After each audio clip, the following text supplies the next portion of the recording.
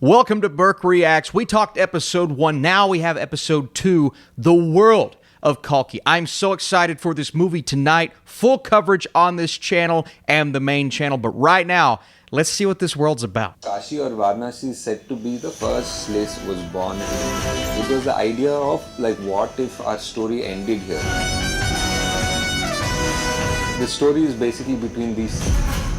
All right, here we go. So here we go. Kashi or Varanasi is said to be the first place where civilization was born in this world, like, you know, by the banks of the river Ganga. That's written in a lot of our books and scriptures. Ah, it's written in scriptures. Of, that's like, interesting. What if our story ended here? Like, if that was the first city, like, what if this world now has only one city left, and wow. everybody in the world and all the resources and all the major conflict now happens here? My goodness. So that was the setting for Kalki, and now we are in a world where the most life-giving river, the Ganga, is dry. And people in Kasi are just living in just like a very brutal survival of the. Is this kind of like Mad Max and sort of post-apocalyptic world? Towers, the river's dried up. Like maybe you guys have seen in the trailer or something, like this massive. Yeah, that's crazy. Sort of look at those visuals. Like an inverted pyramid that is a kilometer into the sky. So that is the complex which has essentially everything. It's like paradise. It has all the greenery, resources, water, food. Okay. That is not there in the world before. It's almost like a microcosm. And that resides above the rest, kind of like Elysium. The story is mainly set up here. It's between these two worlds. The people who are in the complex who control those resources, and the people who are below in Kasi who don't have access. And fascinating. And I love this idea. So it's much more than a superhero story. The complex. In a way, it becomes a cycle. So for you to do the work to earn money to get into the complex is like one trap that you end up working for the complex, and you finish your life before you can actually get in. So it's like one sort of a cycle, which is sort of something that happens today as well. That's crazy. Apart from these two worlds, there's also a third world which we call Shambala. Shambala is something that we hear in many cultures, like even in Tibetan culture it's called Shangri-La, and every culture has a name which is a mystical land which is hidden from the world, and that's where some people say advanced beings, some people say the avatar, some people say many things, like how the name Shambala itself is very connected to the myth of Kalki, to the legend of Kalki. The legend of Kalki. Because it's said that this is where the final avatar will come. That is the most powerful, and that is the most familiar thing about the Kalki story. So these are our three worlds, and each of these worlds have I gotta remember that process behind it. The complex. This is very helpful. This is very helpful.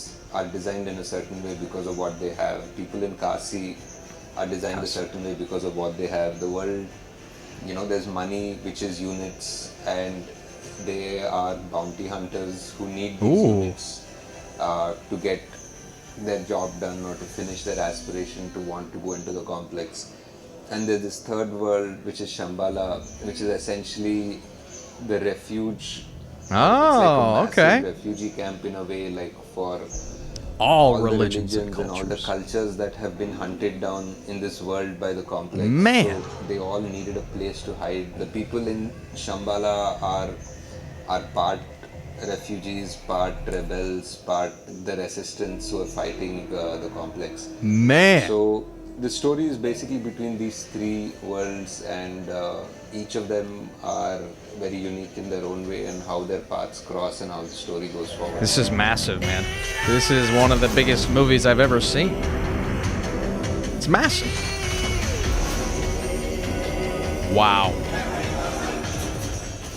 Nag Ashwin, what are you doing? Doing some crazy stuff. So look, I am so glad you all on the main channel recommended me to watch this, because there are three worlds. You have essentially those down below who are trying to get up to this beautiful place in the sky, and they're residing above. And the whole reasoning behind why they're doing it that way is because they know if they work to get there, they'll probably never get there. I mean, that's evil. It's fascinating. It's interesting. I love just the world building in general. Not even watching the movie yet. The way that he described it was so awesome. You have the place where all of the refugees go, and this is the last place in the world because of the chaos that has happened prior to this. I mean, this is huge. I know they said they were working on it for 5 years, but it feels like they've been working on it for 15 years. So essentially what he's telling me here, our director, is there's going to be a lot to unpack with this movie. The various places that people go, the worlds that they reside in. I mean, just one thing after another after another. It is... I mean, it looks like it's going to be a beautiful experience, but it's going to be an extensive world that I'm going to have to pay heavy attention to just to get a spoiler review out to you guys. But that's what we're going to be working on tonight. Spoiler-free review on the main channel, spoiler review over here, and on Movie Mode, we're going to have a full podcast, Ryan and I, about this film, the extensiveness of it, and it looks like it's going to be a massive world that we're going to get a chance, I think a privilege, an opportunity to explore tonight, and I'm so excited for that. So follow the new channel, keep on this journey with me, keep recommending movies and videos to watch. That's the coolest thing about this, is you all are the reason why I now know something about this movie. So thanks so much. Like this video for more. We'll be back with some Kalki coverage tonight.